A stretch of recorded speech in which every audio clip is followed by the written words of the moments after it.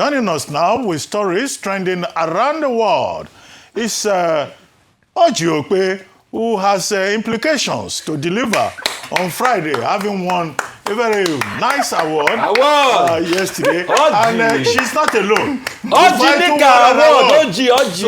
The two of you together, we are waiting. We'll start fasting from today.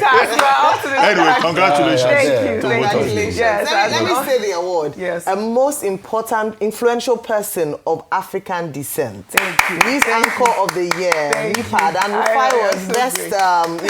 This Friday will be wonderful. TGIF. I am always up to the But you see now, so should I invite her? No, you can't. We can invite the whole town to come. Can we start what's trending? I tell you that this is trending. We have a big newsroom. Yes. We can accommodate a lot of people. Well, thank you. I also like to thank the organizers. My part, thank you very much for the honor. It's been a great year, hasn't it? Yes, it has been. December already. Good morning, Ayo. How are you this morning? I like your choice of colors this morning. Your name is Ayola. I know it. Good morning. Interesting. I like how you call Ayomide. Yes. So keep it. People are yes, I gave you Ayomide. It's yours. But your real name is Ayola. Yeah. Well, all right. Good morning. Rufi on fire. Ojinika. Well, all right. Congratulations. Congratulations. Well, all right. Well, good morning to you, viewers.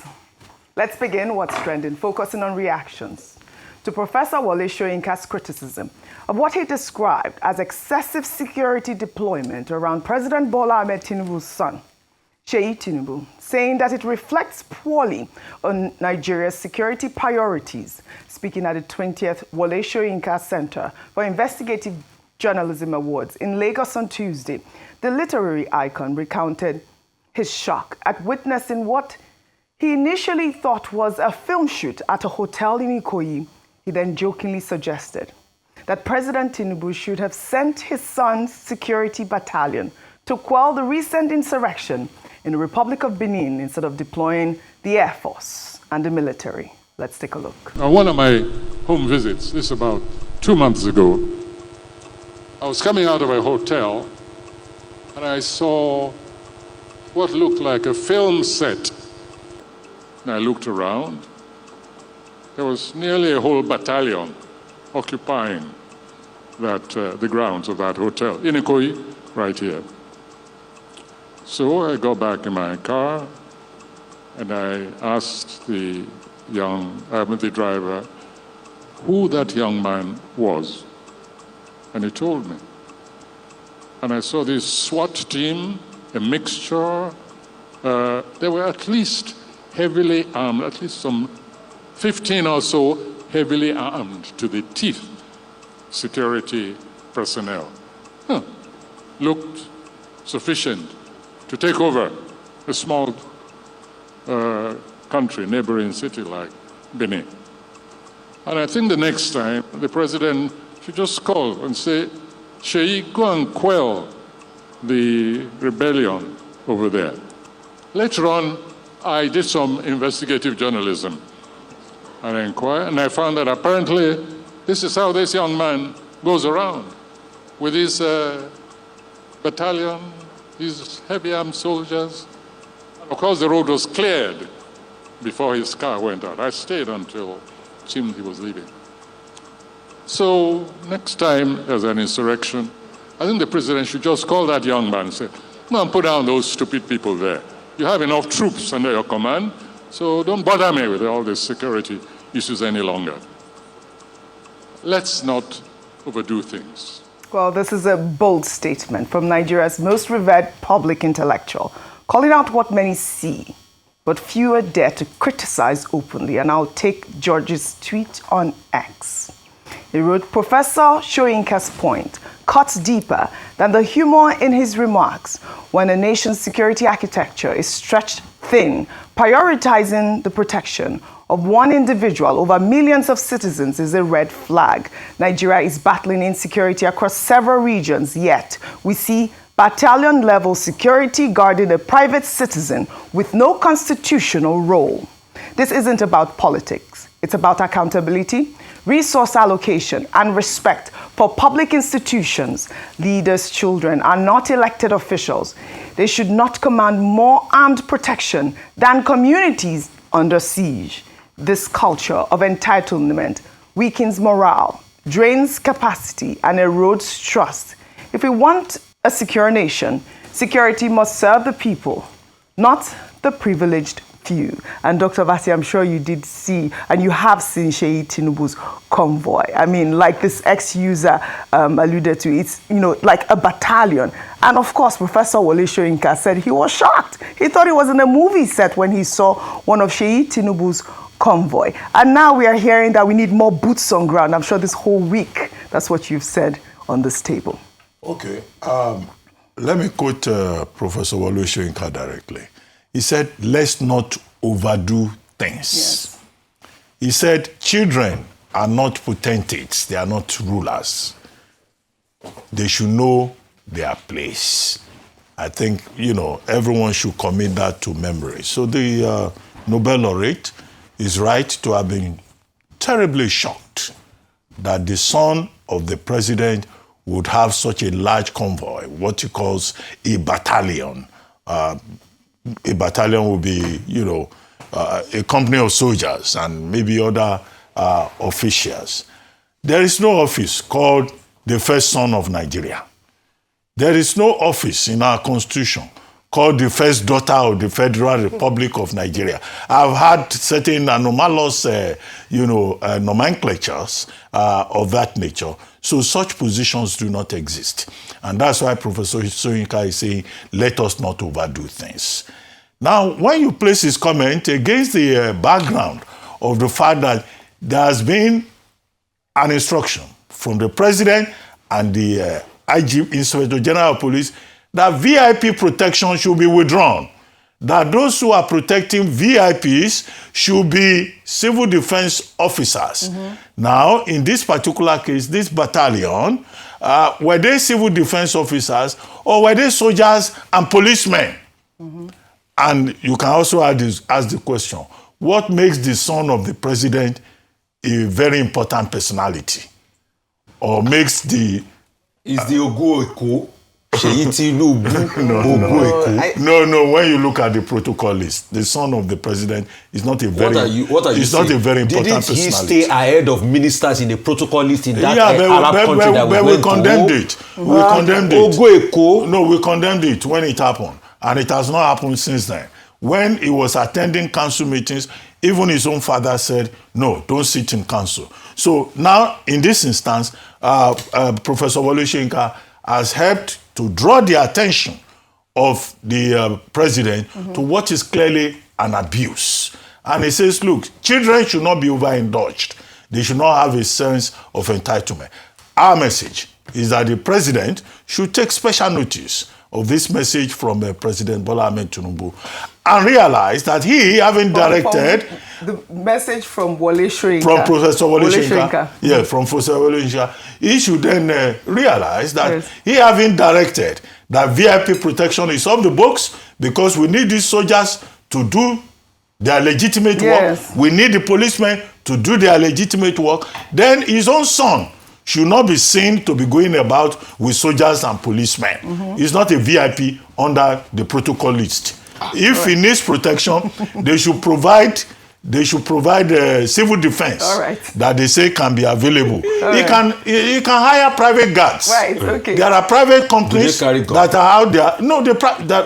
Some of the private companies are licensed. No, some. Yes. Some private companies. Yes. They're licensed to carry guns. In Nigeria. Show me the private where they will carry baton. Mention. They will carry the baton. Private company licensed to carry guns. They will have relationship with the security agencies, but the president should lead by example and heed the advice of President Wole Soyinka. Dr. Vati, you will tell us who the VIPs are, since the president's son is not considered a VIP. Before I come to you, it's not a government official. It's a VVIP. No, it's not very VIP. important. No, it's not a government official. Very important you are correct. personnel. He's not a VIP. He's not a VIP. He's a VVIP. Hold on, wait. I want to come to Rufai on this one. Meanwhile, I have a question on that. Yes, on that as well. That's why I asked him. I want to know who the VIPs are. Well, meanwhile, the Nigeria Police Force announced over the weekend that they deployed a special team to make sure that President Bola Ahmed Tinubu's order of prohibiting police personnel for VIPs is adhered to.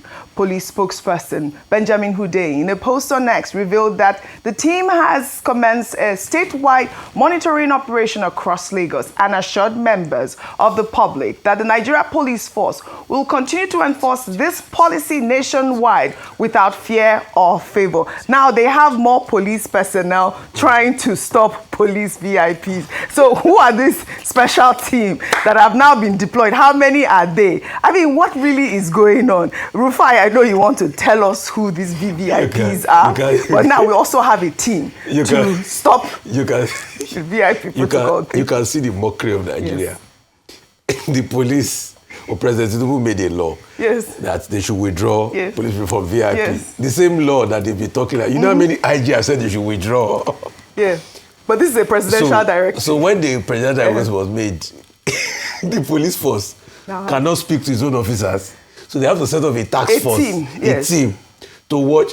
Somebody will have thought that you just say, okay, everybody come to headquarters and you withdraw, isn't it? But the police does not trust this. Yeah? It does not trust his own process. But you heard Michael Kiri Wait, he doesn't trust this. So you have a police that doesn't trust him. So you have to go and look for task force to implement with him. The police cannot just call. They're within the police as well, right? Yeah, the police cannot just call people to say, okay, withdraw that. You know why? Because the withdrawing from VIP will cause problem. You know how many police officers are benefiting from VIP, that they are shopping from VIP. You now want to withdraw their retirement benefits. So it will cause big problem for them. All right. So that's why. And secondly, I don't know, Dr. Abati, it's obvious you don't live in Nigeria. And with due respect, okay, maybe Professor Wole Soyinka, because he shuttles around the globe, he still lectures, and great one. Is it today Seyi Tinubu has been carrying police protection? Please fact check me. Seyi Tinubu was probably using police protection before his father became president. Fact check me. Ex-governor's son. So, and Dr. Abati is saying, who is the VIP? It's not VIP. You are wrong. It's VVVVIP. He's the one and only. Ogo Eko, Ogo Lagos, future governor, Seyi Tinubu. Me o Simbe, I'm not there. It's Dr. Abati. He's saying all sorts about you. I defy my authorities to you. See, battalion, in fact, the ones president you can't saw, it's not good enough. They should increase more. You know your life is under beginning. You are our future. Ogoeko, please, President Tinubu, increase Seyi Tinubu's security protection. Please, I'm sorry, Ayo. I'm sorry, please. With due respect, ignore Professor Wole Soyinka. He doesn't know what he's saying. No. Increase. Right, obviously, you know I'm being sarcastic. Yes, you're being sarcastic. But I am telling you with humor the depth of the decadence in the system. All right. I know you had a question. So I know the question borders on whether or not, and I want that to be what we are discussing now. Who are the VIPs? If a president's son is not considered a VIP? Yeah, I mean, to be honest, I would have thought that the president's immediate family members have a right to some level of protection by the Nigerian state. And that's what I was going to confirm, because if you look at democracies like America, for instance, where we have a copy system, there's protection for the immediate wife and children. So what I feel is the abuse and the excessive use, because they are politically exposed, at least whilst their parents are in office. I know that in some countries it is up to a certain age, maybe under 16, and in some countries, because they are politically exposed, they have access to state protection. However, what we saw, or what Professor Soyinka describes, is a flagrant abuse of that protection. Because, I mean, he is politically exposed as a result of the fact that his father is president of Nigeria. But when you then have a battalion, for Professor Soyinka, who is a family friend, to be shocked and to complain about this, especially at a time when we're talking about the fact that we don't have enough police officers, we don't have enough security operatives, then it is something to talk about. And I think that's where the issue is. It is just an abuse. And the fact that it's not just police president's sons, but even people, normal citizens. I've seen religious leaders go around with police police escorts. I've seen people who can afford to pay maybe 30,000 naira a month go around the police escorts. Those are the things that we need to stop. Has police escorts. Those are the things we need to end. If you say we have to go. the first family yes. is entitled to That's protection. the question. Now, what does the protocol list say? Yes. And then Professor Soyinka said, for Seyi Tinubu, the road was closed. Yeah. What kind of protection for first family is that? And then number 3, okay, will it be the case that all the children of the president, Seyi Tinubu is not the only son that he has. Yeah. He has daughters too. Well, I'm sure so they all if they have want to VIP go escorts. anywhere, they will deploy No. Nigerian police. Seyi Tinubu is not the only son, but it's Okolomo. Okay. Ogoeko. All right, so now, Dr. Bati, you're also saying that Seyi Tinubu is flouting the protocol because he's not considered VIP at this point. So that means his VIP will be withdrawn as well with this presidential directive. He has enough money to recruit to get private guards. Not ours. He can Okay. apply to civil defense. I hope that this is a, You know, this is a if comment. the president gives a directive, let other people follow the example. Very well said. Even within his own family. Dr. Yes, Bati, with due respect, I want to challenge you. They not burn anybody to remove the police protection of Seyi Tinubu. All right. Not even the IGP. They don't burn away. The Inspector General of Police. They don't burn away. Please Okay. respect the office of the IGP. They not burn away. No. Maybe the president. The You think I'm president joking? You will see. Well, Omoyele Show raised the point around the man that was detained and alluded to the fact that the president's son is almost more powerful than the IG of police and Kill other him because also. of the fact that he gives a directive. All right, So we need to You don't know him, curtail those excesses. You are quoting Showore. No.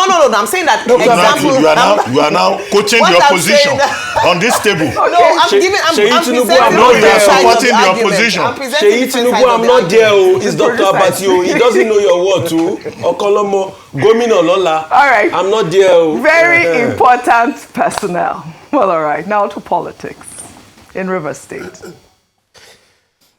The much anticipated announcement of Governor Sim Fubara's defection from the People's Democratic Party to the All Progressives Congress has been met with mixed reactions. The governor made the announcement during a stakeholders meeting in the government house in Port Harcourt. Addressing a crowd of supporters, Fubara stated that he joined the APC as a gesture of reciprocity and that without the support of President Bola Ahmed Tinubu, he would no longer have been governor.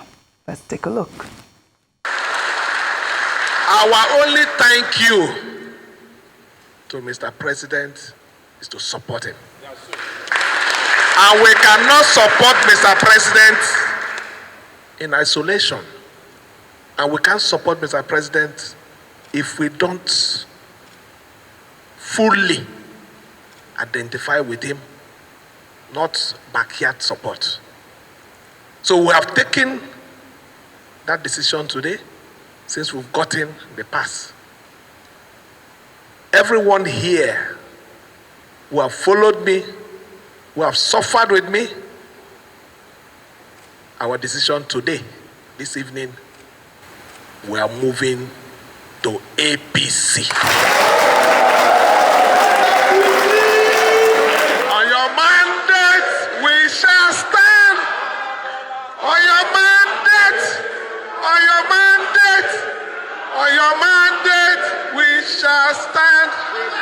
Well, all right. I mean, this is another defection that we have seen on your mandate, and it's all because of the PDP. So let me just quickly take this tweet from IJK, who wrote, since losing the 2015 elections, PDP has been a very useless opposition party, and its inability to manage its affairs has led to its hemorrhaging political depreciation. Rather than to find ways to bring itself back to political relevance, it has continued to engage in activities that further divides the ranks. Again, rather than accept its failures and seek help, it continued to blame the ruling power for steering Nigeria towards a one-party state.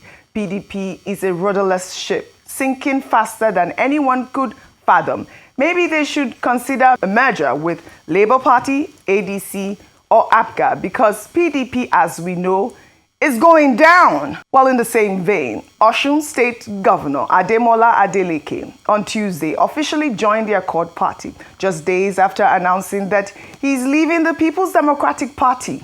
the governor made the announcement at the banquet hall of the government house in the state and was presented his membership card by the national chairman of the party. Let's take a look. His Excellency joined accord on the 6th of November 2025. As the national chairman of Accord, I hereby present officially your membership card to you.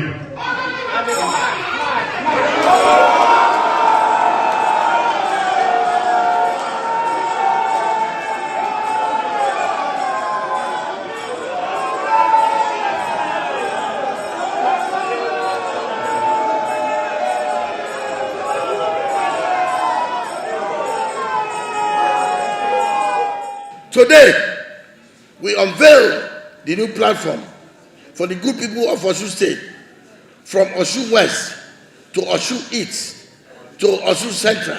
This is our party, our new platform for victory come August next year. Osun voted for good governance in 2022, and they will support continuity in 2026. The mass of our people are for continuity, and Accord is our party for victory next year. Well, Adeleke had announced his resignation on December 2nd, saying that it was due to persistent turmoil at the national level of the PDP. Now, with this defection, the PDP now has 6 governors, with Abu Kefas of Taraba State and Caleb Mutfwang of Plateau, who is now wanting to join. I mean, I've seen reports that he's saying he wants to join the APC. Even Kefas, yes. They're going to join the APC. So we've seen this story now from Osun State. Osun has gone to Accord, and of course we knew that Fubara was going to go to the APC, but he said that the PDP had done nothing for him, Dr. Abati, and one of the reasons why he left, why he's now on President Bola Ahmed Tinubu's mandate, is because the PDP failed him. Your thoughts? Well, in the case of Governor Sim Fubara, we have said nobody should be surprised, nobody should be shocked. This was a man who was removed from office for 6 months, March 18 to September 18. And as they say in common parlance, his eyes saw Pepe, both in the hands of the godfather, Nyesom Wike minister and godfather of Rivers politics. And then after him, they brought Ibokete Ibas, Vice Admiral, who has now been rewarded with nomination for ambassadorial appointment. So in the case of Governor Fubara, it's a case of if you cannot beat them, you better join them. 72 hours after members of the House of Assembly, led by Martin Amewewule, jumped to the APC, he was also an orphan all over again. So did you expect him to wait till they would impeach him a second time? He may not receive the kind of sympathy he got the first time. So he needed to preserve himself. After all, they say survivor is the first law. Yes. As for Governor Adeleke, well, it's also a very pragmatic move. Yes. Okay, I was saying there is trouble in APC in Osun State. The APC members who wanted to be on the primaries on December 16, they were disqualified, Omishore and Co. So they are fighting within the APC. Even if he wanted to go to the APC, the people in the APC don't even want him. And then PDP, you don't know which one is the authentic fashion. So he has now gone to Accord, and he's now doing thumbs up, and he will try to build that party. Maybe when he wins, he will go back to PDP. Right. Maybe, if the PDP still exists. Finally, earlier on, I mentioned some states that are still on in the opposition. I forgot to mention Anambra. Anambra is still Apuga. But he's going to support President Bola Ahmed Tinubu. Okay. He came out to say that. 100%. He's still an Apuga, Apuga state. He's almost APC. Okay. So we face the threat of a one-party state. This is what it is. This is what it appears to be. But you know, also, I would say kudos. Abia is Labour. I mentioned Abia. Abia speaks favorably of President Tinubu. Yes. Also, but I don't think Governor Alex we have seen that. is talking about recently. going to It will not defend defect. Well, but it speaks favorably. But correct. I feel like Adeleke did great. A complete game changer in Osun State at this point. The fact that he moved to Accord Party, not to the APC. But obviously, we also saw the story yesterday or the day before where the first lady was in his state and she received that chieftaincy title, the Yeye of what? Yes, where she Odua, where she actually, was speaking with the governor and, trying to time him. But, like people had said, it appeared to be a brotherly sort of conversation when, that's some of the analysis that I had seen online. That it wasn't much of a disrespect. It was a beautiful party. You'd seen even after the party, they were all dancing. They were both dancing together. Your thoughts on that really quickly before we move. So, some people said it was brotherly. Others, yes. A lot of others said that it was disrespectful to the governor, and especially because it was done publicly. And this is what we say, that you can be a wife or a friend in private. When it comes to state events and where you have to follow protocol, he is the property of the state at that time. And I believe that the proper respect ought to have been accorded to him. The next day she came out to wish his wife a happy 60th birthday to show that they are friends. But I think that the presidency and the family do not need negative press at this time. And so maybe it's just an opportunity to be aware of the fact that you are in public. You can have private discussions and private banter. But when it comes to that office, you have to respect the office. It's not about the man. I disagree. I saw the video. There was nothing brotherly or sisterly about that behavior. Mrs. Tinubu insulted the governor of Osun State. No, please. Don't put lipstick on it. That was off limits. She had no right to talk to him rudely in that manner. But what I will praise here is Governor Adeleke's maturity. You are so mature. He acted in a matured manner. Very Don't mature. come and say Dr. brotherly, Sisterly. I said it was disrespectful. But she didn't I used say, the word disrespectful. No, just go straight to the point. Yes, I said I say it was insulting, it was disrespectful. It should not happen again. The wife of the president is not a headmistress over governors. No. We just delivered in different ways. I said it was disrespectful. Just say it straight. I just said it. We just delivered in different ways. You have changed your mind. No, Dr. Abati, you can rewind it. I said it was disrespectful. I said you can have a private relationship. It was rude. It was You can have a private relationship. It should not happen but in public, it wasn't Ayo that said that. I said I have seen some comments that people said is a brotherly thing. You have seen the videos of them dancing right after that actual incident occurred. They were dancing, hugging each other. They are very good friends at this point. Well, all right. What would we say? Congratulations to Governor Ademola Adeleke. We'll take another story now. Islamic cleric Sheikh Ahmad Gumi has doubled down on earlier comments about kidnapping children being a lesser evil than murder. Gumi made the comment in a new BBC interview, adding that Nigeria must negotiate with terrorists to prevent more deaths. Part of it is correct and part of it is wrong. Saying that kidnapping children is a lesser evil than killing soldiers definitely is lesser. Killing is worse than, but they're all evil. It's just a lesser evil. Not all evils are of the same parallel. So it's a lesser evil than, like what happened in Kebbi. They abducted children and they were released. They didn't kill them. Gumi is known for his controversial positions when it comes to negotiating with terrorists. And it's shocking to hear him double down on comments he made before regarding kidnapping children being a lesser evil than murder or ransacking a town. Rufai, 1 minute. It's a serious story, don't laugh, but I will laugh. Kábíyèsí Gumi o. Kádiokpe lẹ́sẹ̀. Kádiokpe lẹ́sẹ̀. Kábíyèsí Gumi. I'm sorry, you see the hypocrisy in this country. It has now become a country where people are telling us that kidnapping children is a lesser evil than that we should negotiate with bandits.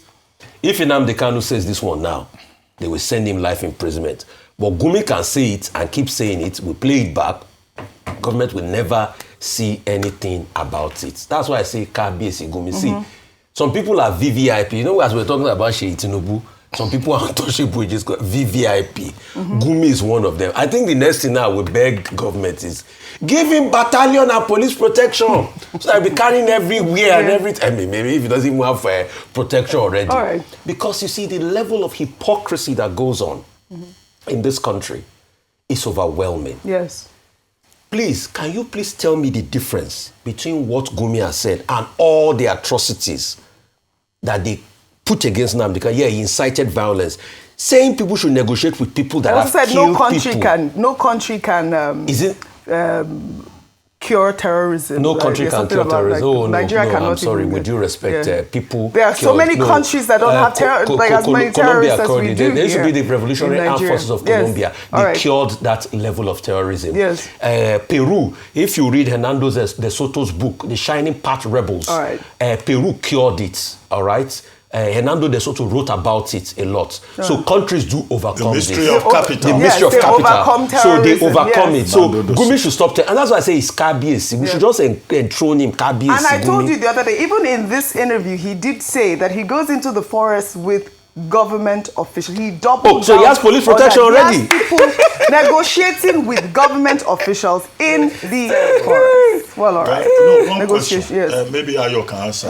Yes. He says that even in the Bible and the Quran, that the Bible and the Quran recommend negotiation with terrorists. No, not at all. Please, what part of the Bible? I don't know. Definitely not speaking for the Bible. We don't. No negotiation with terrorists. None at all. And this is the stance that the Senate is pushing now. We should not be negotiating. And this is misinformation, disinformation, and it is very dangerous. Because he has Are you sure Gumi doesn't know the Bible more than you?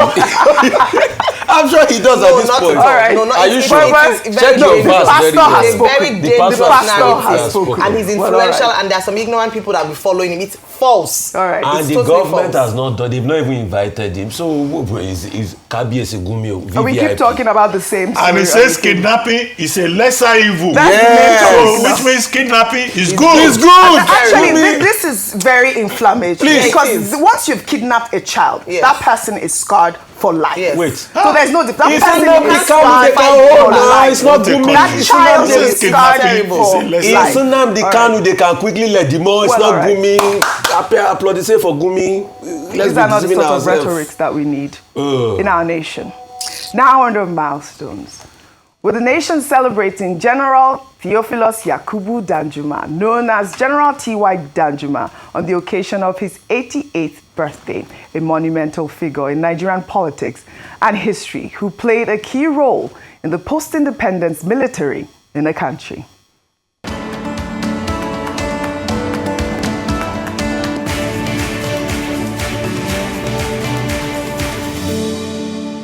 General Danjuma was born in Taraba State in 1938 and was commissioned into the army as a second lieutenant and platoon commander in the Congo. He was then promoted to captain just 3 years later.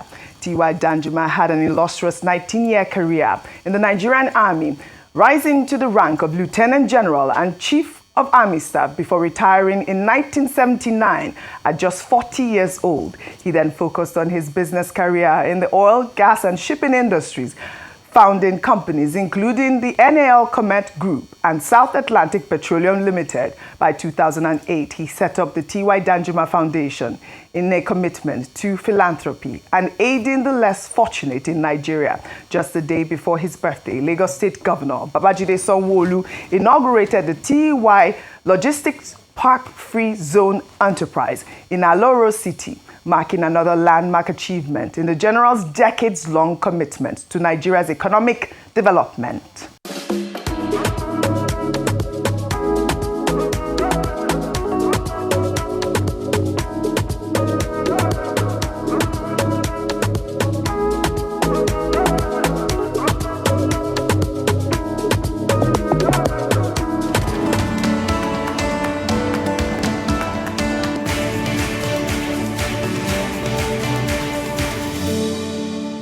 Well, Governor Sanwo-Olu at the inauguration described General Danjuma as a man who has used his intellect and wealth responsibly, saying the facility will permanently sit in the economic story of Lagos and Nigeria. President Tinubu also offered General Danjuma birthday wishes in a statement, saying that he stands as an elder whose life has helped shape the direction of our nation. Now, from all of us at Arise News, we wish General TY Danjuma a very happy birthday. Now, let's take our good news report.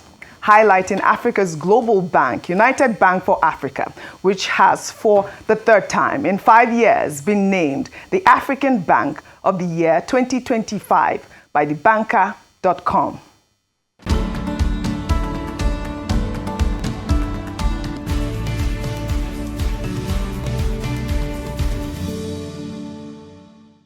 Well, the awards were presented at a grand ceremony in the Peninsula in London, organized by thebanker.com, a leading global finance news publication published by the Financial Times of London. The banker highlighted UBA's strong financial performance, noting that in 2024, the group recorded a 46.8% increase in assets and a 6.1% rise in pre-tax profits. UBA's digital innovation was equally recognized, with the bank's chatbot Leo becoming the first African banking chatbox to enable cross-border payments via the Pan-African Payments and Settlement System.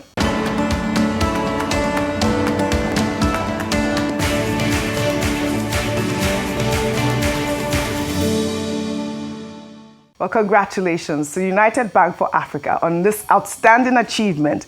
3 times in 5 years. This is not luck, this is excellence. With operations in 20 African countries, plus the UK, USA, France, and UAE, UBA is proving that African banks can compete and win on the global stage. UBA also won the Best Bank of the Year in 9 of its 20 African subsidiaries, bringing its total awards this year to 10.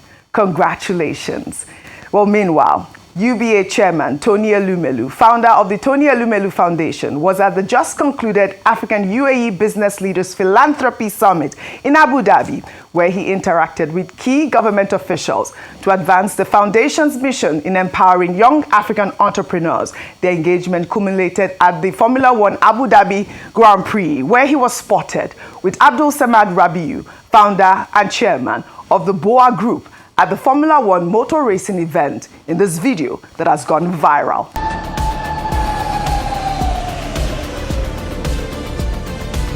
Turn up the volume for me, 'cause I can't shout. If it gon' happen to me, then I can't fight. Yeah, I think I'ma know when it feels right. Yeah, I'm ready. Hold up and I'm ready to be anyone's started. Want me, then be about it. Lay on the chair with a rollie, drive around and fuck the police. But my mom depending on it.